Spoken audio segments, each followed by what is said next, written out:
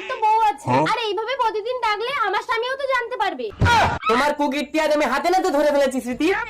আর কোনোদিন আমাকে ডাকবে না। চলো স্বামী। ভুলেও আর আমার সংসারে কোনোদিন যাওয়ার কথা ভাববে না। হলো তো, আমার সংসারটাও গেল তো, এবার আমি থাকবো কোথায়? আমার কাছেই থাকবে। তোমার বউ যার আগে আমাকে দেখলেই তো তুলকালাম করে ফেলবে। কই গেলে স্বামী? আরে মিষ্টি না, এখানে মূর্তির মতো দাঁড়িয়ে যাও আর আমি উল্টা শোন। আরে কি হলো, তুমি ঠ্যাঙের তল দিয়ে দেখছো কেন? আর তুই কে? আমার আগের জন্মের সমস্ত স্মৃতি আমি দেখতে পাচ্ছি দীপা। ঠ্যাঙের তুলা দিয়ে তোমার আগের জন্মের সবকিছু দেখতে পাচ্ছ নাকি? কই দেখি। আমার আগের জন্মের সবকিছু তুমি দেখতে পাবে। দেখতে পাচ্ছ? এই দেখো। এসো এসো কাছে এসো, তুমি ছাড়া ফাঁকা এ জীবন। তার মানে আগের জন্মে তুমি একে ভালোবাসতে? এ তাহলে মানুষ না, এটা একটা স্মৃতি। হ্যাঁ, এই দেখতে পাচ্ছ না, হাত লড়লড় করছে, ঘাড় নুড়নুড় করছে, ও কিচ্ছু করতে পারে না। ও শুধু স্মৃতি হয়ে সবসময় আমার পাশে থাকবে। আর শোবার সময়? সবার সময় চুপচাপ আমার পাশে শুয়ে থাকবে, কিচ্ছু করবে না।